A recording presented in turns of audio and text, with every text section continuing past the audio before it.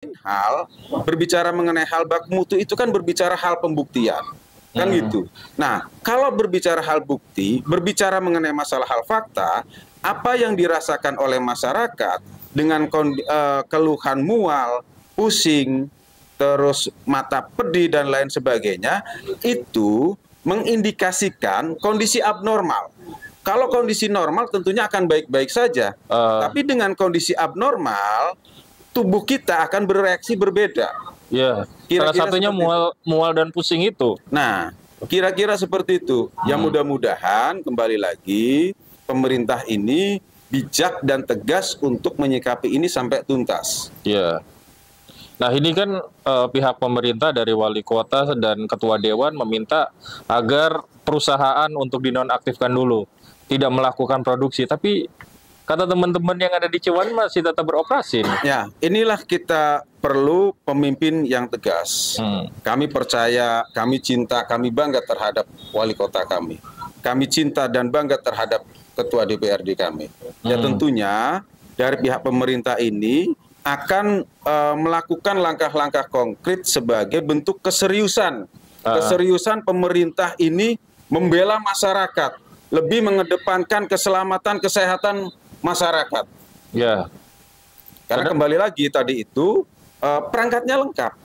Tadi ada indikatornya bisa ISPU, ada keterangan dari korban dan lain sebagainya. Dan menurut saya ini juga punten Cilegon bukan perusahaan tersebut perusahaan petrokimianya, banyak perusahaan petrokimia. Gitu. Jadi kalau ketika umpamanya yang agak ngeyel-ngeyel, kita berharap, kita mendukung terhadap pemerintah untuk berkoordinasi dengan gubernur. Karena terkait mengenai hal izin lingkungan yang menerbitkan itu, kalau tidak salah adalah gubernur. Gubernur yang punya kebijakan, tapi pemerintah kota juga yang mempunyai pertimbangan. Karena apa? Yang merasakan dampaknya seperti apa dan lain sebagainya. Dan juga pemerintah ini bisa berkoordinasi dengan lembaga-lembaga yang menerbitkan sertifikasi seperti ISO 14001 Sistem Manajemen Lingkungan ataupun ISO 45001 terkait mengenai masalah hal K3.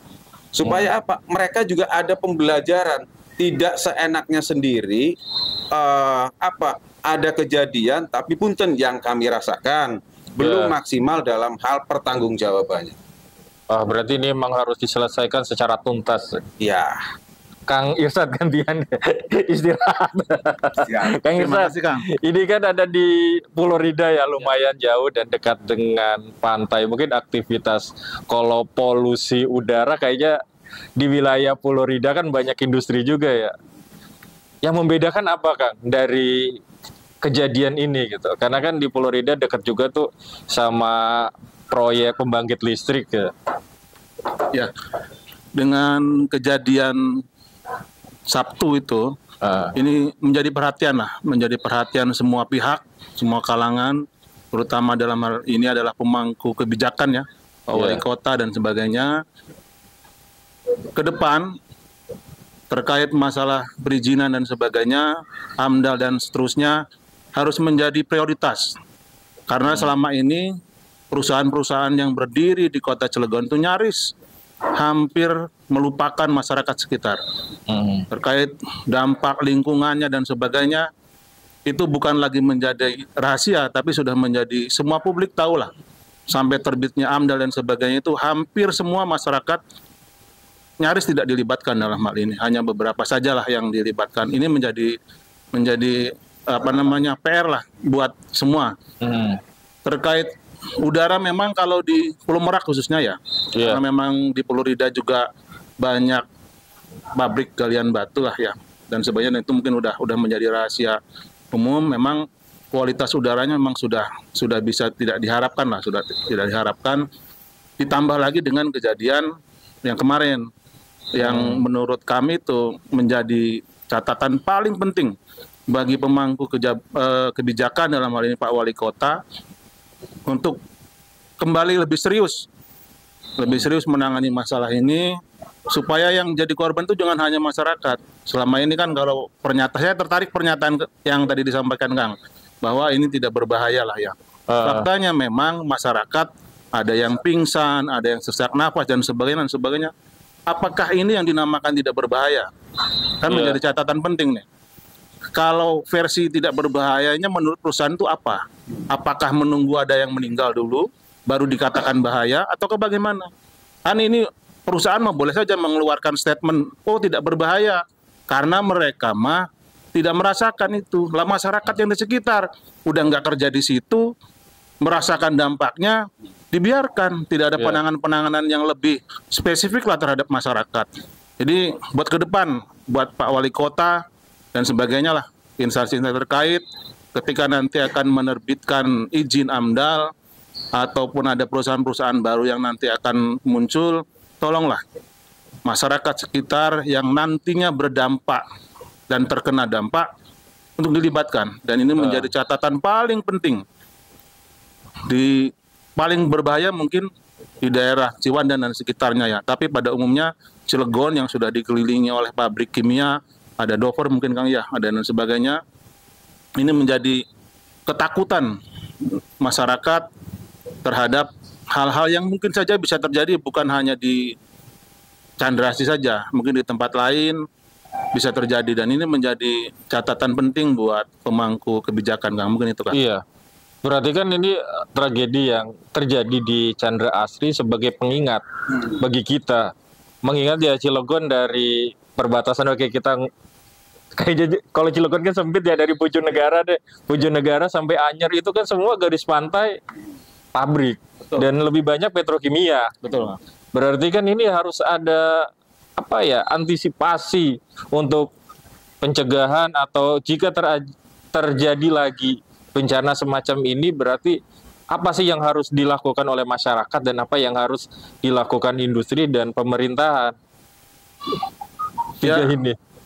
Kalau masyarakat terus terang aja saat ini kebingungan Kang. Bingung ya, karena kita tidak karena kita tidak tahu betul, karena memang ketika dibangun pun masyarakat tidak pernah dikasih tahu ini mau dibangun perusahaan apa, nanti dampaknya seperti apa, nanti kalau terjadi trouble ini seperti apa, masyarakat harus seperti apa, itu tidak pernah disampaikan Kang.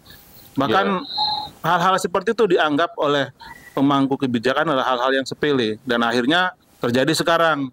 Mungkin saja hari ini adalah baru Candrasri, bisa saja selanjutnya adalah perusahaan-perusahaan lain. Yang dampaknya bisa saja menjadi luas.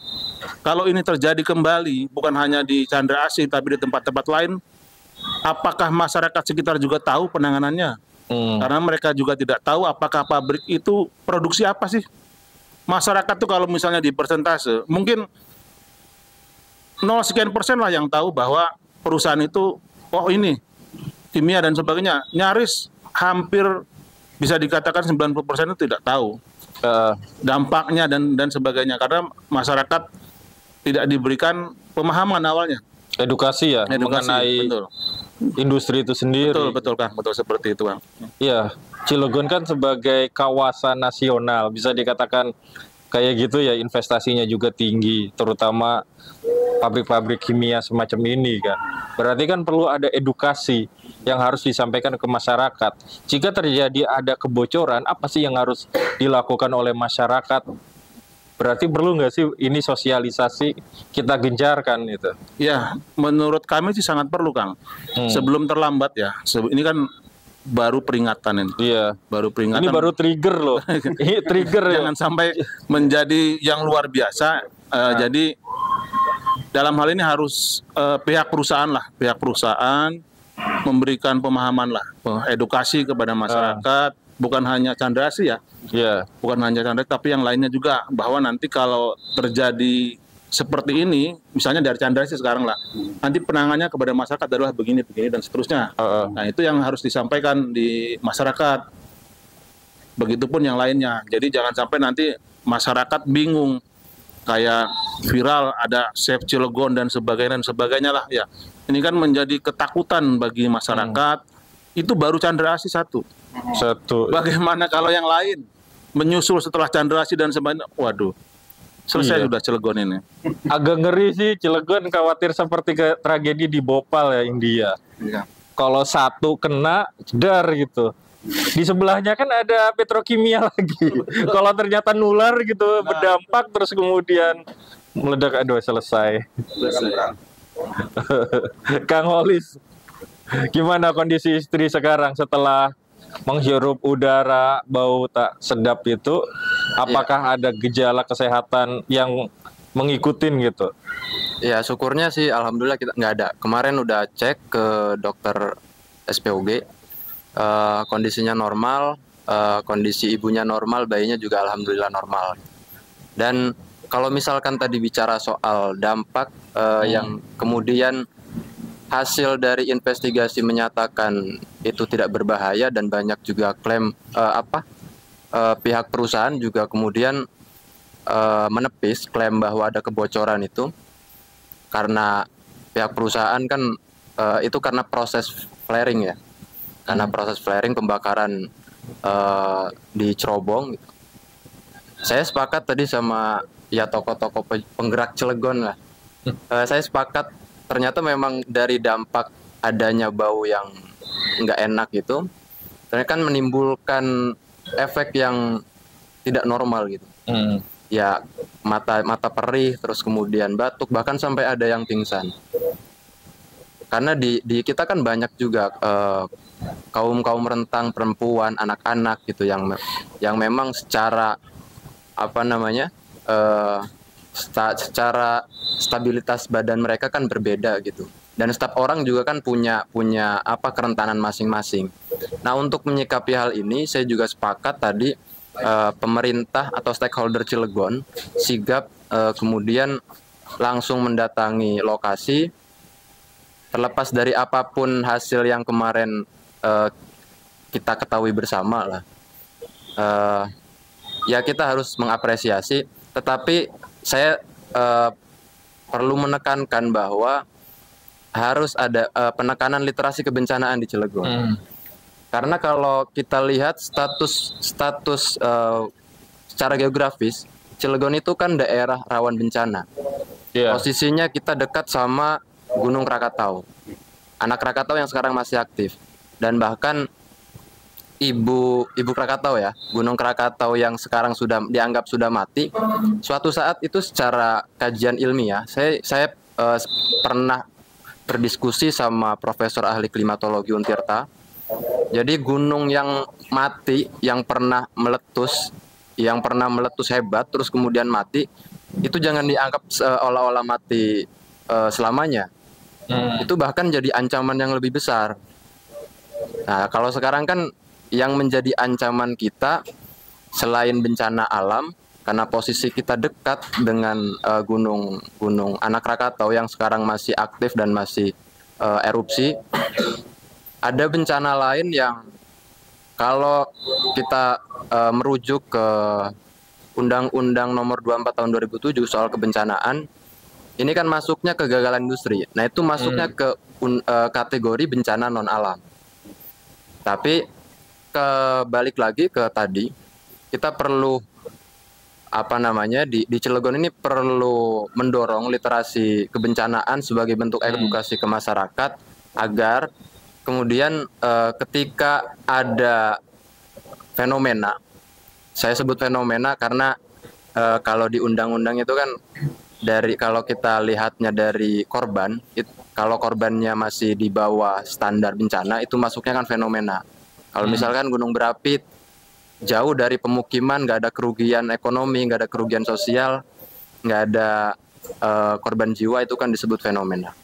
Tapi jangan sampai kemudian nanti ada tingkat di Cilegon ini akibat kegagalan industri itu bisa jadi naik ke level bencana.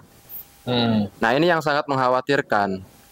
Karena di masyarakat saya sepakat, dan mungkin sahabat Gelip Online juga merasakan bahwa memang ya kita awam soal penanggulangan bencana, apalagi soal industri ya.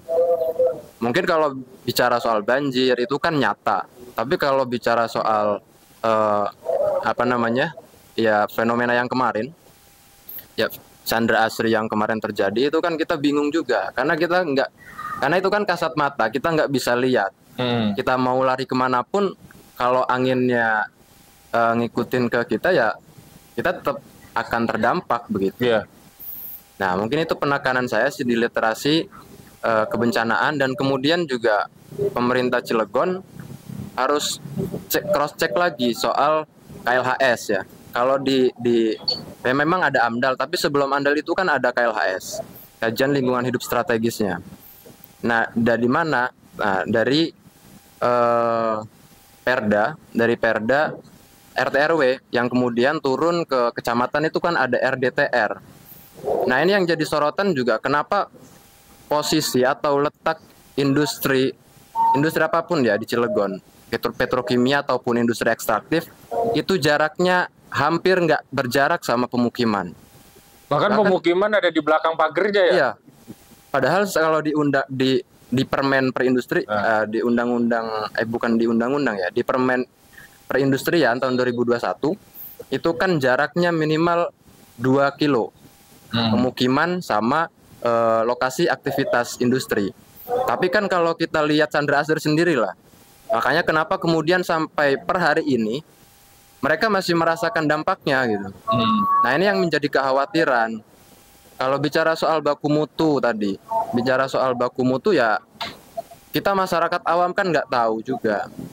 Nah, terus kemudian di penyusunan AMDAL pasti ada sosialisasi.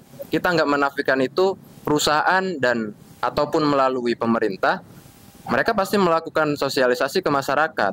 Cuman yang harus kita perhatikan sosialisasinya seperti apa, dan kemudian audiennya siapa gitu. Karena banyak juga warga sekitar lokasi yang tadi dibilang Kang Irsyad itu, bahkan warga sekitar nggak tahu di situ mau dibangun pabrik apa, nama perusahaannya apa, terus kegiatannya apa gitu. Kan bahkan nggak tahu. Nah, sosialisasinya itu kemana gitu. Nah, saya sempat beberapa kali ikut sosialisasi. Nah, ini juga salah satu salah satu yang harus jadi perhatian khusus di kalangan ahli ya. Mereka kan ketika sosialisasi penyusunan AMDAL, mereka itu pasti menggunakan ahli yang di bidangnya begitu. Tetapi beberapa kali saya menemukan ada pelanggaran etik akademik. Seperti apa tuh, Kak? Karena di beberapa kali saya ngikut sosialisasi, bukan cuma Cilegon ataupun daerah lain, saya nggak sebutin namanya ya. Cuman saya beberapa kali pengalaman pernah ikut. Ternyata tim ahli, bahkan profesor ya dari kampus-kampus ternama itu, ketika sosialisasi terkait analisis dampak lingkungan AMDAL-nya, yang dikasih tahu tuh cuman ya janji-janji manis, terus kemudian tenaga kerja lebih banyak gitu. Sedangkan dampak negatifnya, dampak buruk yang akan yang bisa saja terjadi dan bahkan itu pasti terjadi, itu nggak pernah disebutin di masyarakat dan nggak pernah dibilangin ke masyarakat gitu. Jadi cuman bagian positifnya kalau sosialisasi itu, yang negatifnya itu ditutupin. Nah, kalau kita lihat ke situ, tim ahli ini kan dari akademisi ya. Nah, itu jadi salah satu pelanggaran kode etik akademik gitu. Kalau menurut saya. Ya, kompensasi tidak cukup. Ini kebetulan banyak ya di grup-grup WhatsApp, obrolan dengan teman-teman aktivis. Berarti kan kompensasi tidak cukup hanya dengan memberi susu, seperti yang disampaikan Humas Chandra Asri ya. Memberikan susu, terus kemudian mendata dan mengobati masyarakat yang terdampak. Bahkan di kalangan teman-teman itu, ayo dong masyarakat Cilegon juga harus menjadi tenaga kerja di sana. Ternyata nggak secetek gitu ya, sorry ya. Karena kan kalau kata Kang Holis ini benar-benar bahayanya itu harus kita ketahui gitu. Nggak cukup hanya dengan kompensasi memberikan susu, kompensasi masyarakat sekitar bisa kerja di Chandra Asri, karena dampaknya itu ternyata dari bau saja masyarakat Cilegon loh. Ada 400.000 sekian lah masyarakat Cilegon yang terdampak. Ini kan ngeri juga gitu. Iya. Gantian. Langkah selanjutnya, Kang, seperti apa nih yang bisa ditempuh dari teman-teman penggiat lingkungan ya dengan menyikapi kejadian semacam ini, Kang? Ya, kan kira-kira gitu. Karena apa? Kalau berbicara mengenai masalah hal Chandra Asri, menurut kami sangat disayangkan. Saat disayangkan apa? Tidak sesuai dengan proper yang didapat. Proper yang didapat Chandra Asri itu kalau tidak salah mendapatkan proper emas. Ini kan sangat luar biasa. Penghargaan itu ya? Penghargaan. Program predikat peringkat pekerja terkait mengenai masalah hal pengelolaan lingkungan. Ini kan sangat luar biasa mendapatkan proper emas itu. Sangat jarang. Gitu. Dan dipastikan juga Chandra Asri itu punya sertifikasi sistem manajemen ISO 14001. Iya. Sistem manajemen SMK 3, sistem manajemen keselamatan kesehatan kerja. Kan gitu. Dan tentunya ada SOP-nya. SOP terkait mengenai hal komunikasi dalam hal kondisi abnormal, kondisi normal dan abnormal. Baik komunikasi di internal ataupun eksternal. Kira-kira seperti itu. Nah, kembali lagi. Kenapa umpamanya di Indonesia juga ada KNRCI, Komite Nasional Responsible Care Indonesia, itu terbentuk karena pengalaman kejadian di Bhopal. Nah, itu setidaknya untuk edukasi terhadap masyarakat. Tapi apa yang tadi disampaikan oleh teman-teman, kami sangat minim mengakses terkait mengenai masalah hal potensi dampak negatifnya, khususnya terkait mengenai hal potensi dampak bahaya. Yang umumnya disampaikan adalah terkait mengenai masalah hal debu, kebisingan, dan lain sebagainya. Kira-kira seperti itu. Apalagi kan ini di zat kimia yang kasat mata. Mata kita tidak bisa melihat tapi bisa dirasa, bisa nyesek banget gitu di pernafasan. Betul. Makanya kembali lagi kami sangat mendukung langkah konkret pemerintah untuk menuntaskan masalah ini. Gitu. Kami paham wali kota butuh dukungan bukan pas hanya momen pilkada saja.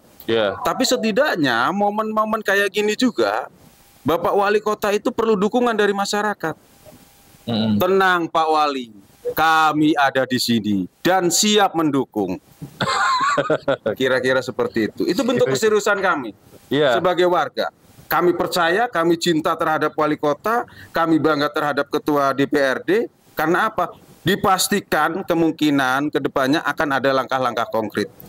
Dan dipastikan Wali Kota tidak akan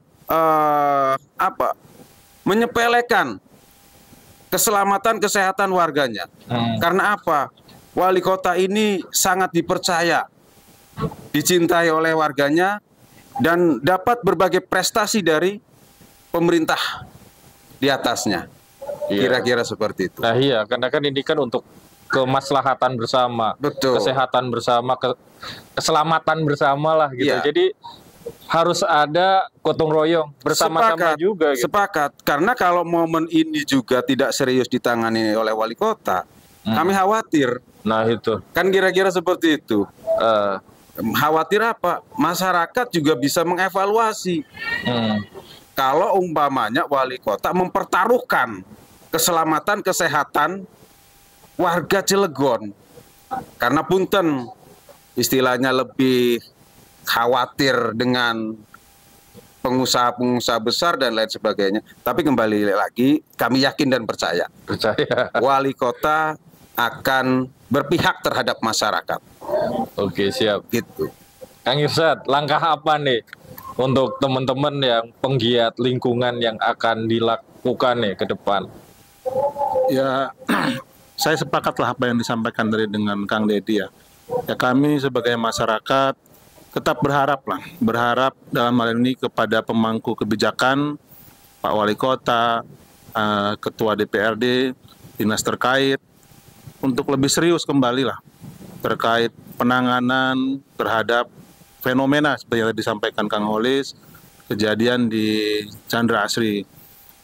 Kami yakin dan kami sebagai masyarakat mendukung penuh penanganan masalah ini bukan hanya diduga ada tendensi yang lain. Saya berharap Pak Wali Kota serius menangani masalah ini agar masyarakat sekitar yang terdekat dan umumnya masyarakat Kota Cilegon yang terdampak menjadi nyaman dengan kejadian ini, dan segera mungkin pihak perusahaan juga memberikan rilis terbaru lah bahwa memang kejadian itu apakah human error dan sebagainya.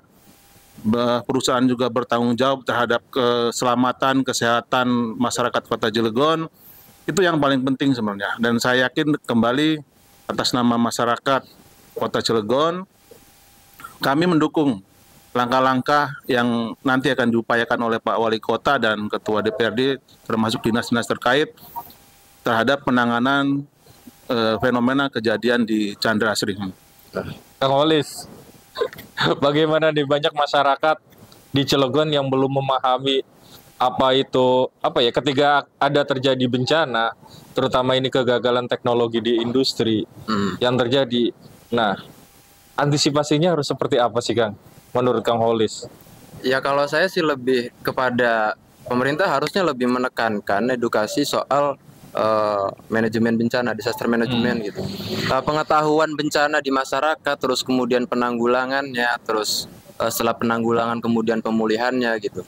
Nah, harusnya sekarang pemerintah coba dorong itu ke masyarakat, karena memang ya sadar nggak sadar kita memang sedang di bawah ancaman bencana industri yang seakan-akan yang sewaktu-waktu kita nggak tahu itu bisa terjadi kapanpun gitu. Di luar tadi bencana yang kebetulan kita memang dekat di Selat Sunda itu kan kawasan jalur cincin api kan. Nah, itu kan yang jadi kekhawatiran kita juga, karena selain bencana kegagalan industri ini juga bisa didukung karena adanya bencana alam yang lain yang memang Cilegon saya katakan tadi sebagai wilayah yang rawan bencana gitu. Nah, terus kemudian harapan kedepannya sih, kalau misalkan saya boleh usul konkretnya, saya bukan orang anti pembangunan, bukan anti investasi, tapi kan kalau kita lagi tren soal green economy, green job segala macam gitu, yang serba green lah. Tapi di Cilegon sendiri, ya kita di lingkungan kita masih jauh lah sama istilah-istilah itu. Penggunaan energi fosil yang masih tinggi gitu, terus kemudian industri ekstraktif yang masih banyak di Cilegon. Nah, langkah yang kalau saya boleh usul konkretnya begini.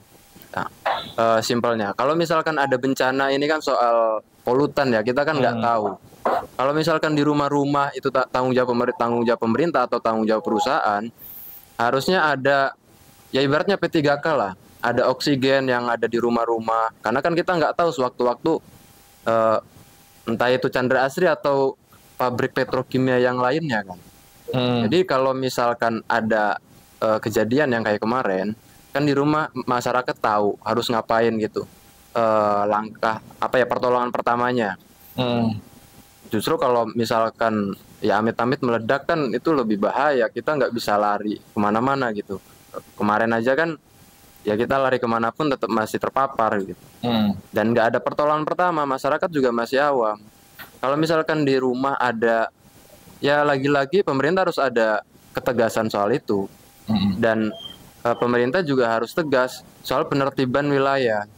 Saya bilang tadi soal RDTR, karena banyak pemukiman yang hampir nggak berjarak sama aktivitas industri yang justru itu jadi ancaman terbesarnya gitu. Makanya saya nggak heran kalau misalkan Cilegon itu masuk masuk wilayah yang angka harapan hidupnya paling rendah. Banten kan ada Kota Serang, Kabupaten Serang sama Kota Cilegon. Ya mungkin kalau teman-teman sahabat Willip juga kita bisa cross check sendirilah dari tahun ke tahun, jumlah orang tua di kampung itu seberapa banyak, orang yang paling tua berapa tahun, terus kemudian kita apa namanya, kita komparasi dengan yang keadaan yang sekarang, berapa tahun sih orang di Cilegon paling tua umurnya gitu. Nah ini kan sebenarnya itu bisa jadi indikator bahwa memang di Cilegon daya tampung dan daya dukung lingkungan hidupnya ya udah apa namanya over lah. Daya tampung dan daya dukungnya udah nggak bisa apa namanya menetralisir emisi yang ada di Cilegon. Iya. Nah itulah literasi bagaimana kebencanaan ya. Saya ingat kalau di Jepang itu kan sebagai wilayah yang rawan terjadi gempa. Ya. Anak-anak mulai dari TK sudah diajarkan bagaimana sih cara menyelamatkan diri ketika gempa terjadi gitu. Dan ini di Cilegon juga harus seperti itu, sudah mulai dibiasakan dari pendidikan dasar harus diajarkan bagaimana cara menyelamatkan diri ketika terjadi bencana. Ya bukan berarti karena dorongan itu bukan berarti kita menakut-nakuti masyarakat. Iya. Tapi justru itu yang apa namanya? Iya, yang bisa meminimalisir resiko gitu. Kalau misalkan karena kita nggak tahu masyarakat awam soal literasi kebencanaan harus ngapain, kalau misalkan banjir harus ngapain, kalau misalkan ada kebocoran kimia harus ngapain, kan nggak tahu juga. Peristiwa yang terjadi di Chandra Asri ini memang mengingatkan kita ya akan pentingnya pengetahuan, kalau kata Kang Holis tadi, literasi bagaimana cara tanggap bencana. Kita sebagai masyarakat di Cilegon yang dekat dengan kawasan industri tentu saja membutuhkan nih pengetahuan yang lebih sehingga jika terjadi bencana kita bisa ada antisipasi bagaimana kita akan melakukan penyelamatan diri, dan itu yang paling penting sekarang. Kang Deddy, sebelum ini nih obrolan ini kita berakhir, ada statement closing dari Kang Deddy, atau ada perwakilan deh dari siapa nih? Oh, dari Kang Deddy. Oke, silakan. Cilegon diidentik dengan kota industri. Harapan masyarakat untuk berpartisipasi dalam hal bekerja ataupun usaha. Kejadian pada tanggal 20 hari Sabtu dini hari setidaknya sebagai salah satu pengalaman bahwa masyarakat Cilegon dalam hal dampak negatifnya akan otomatis dirasakan. Tapi terkadang dampak positifnya terkait mengenai masalah hal kesempatan bekerja dan usaha ini sangat sulit diperjuangkan. Nah, dari kejadian ini kami berharap Bapak Wali Kota untuk menekankan kepada perusahaan-perusahaan terkait komitmennya yang tertuang dalam dokumen lingkungan AMDAL yang umumnya memberikan kesempatan untuk masyarakat sekitar baik dalam hal usaha ataupun bekerja. Yang kami harapkan seperti itu karena kami menaruh harapan besar dan kepercayaan besar terhadap wali kota, dan yang kami harapkan ini ditindak secara tuntas supaya apa? Supaya ada pembelajaran untuk yang lainnya. Kita sebagai tuan rumah, khususnya pemerintah, diharapkan tuan rumah tidak bernegosiasi terhadap tamu yang akan menjajah. Mungkin itu saja. Terima kasih. Oke, terima kasih Kang Deddy, Kang Irsyad, Kang Holis sudah berbagi ilmu. Banyak nih informasi yang saya dapatkan. Sekali lagi terima kasih. Baik sahabat Willip Online, terima kasih sudah menyimak obrolan kami. Sampai jumpa pada program podcast selanjutnya. Saya Mang Pram pamit undur diri. Assalamualaikum warahmatullahi wabarakatuh. Waalaikumsalam. Atau nih Kang? Bisa. Oke, Kang Holis.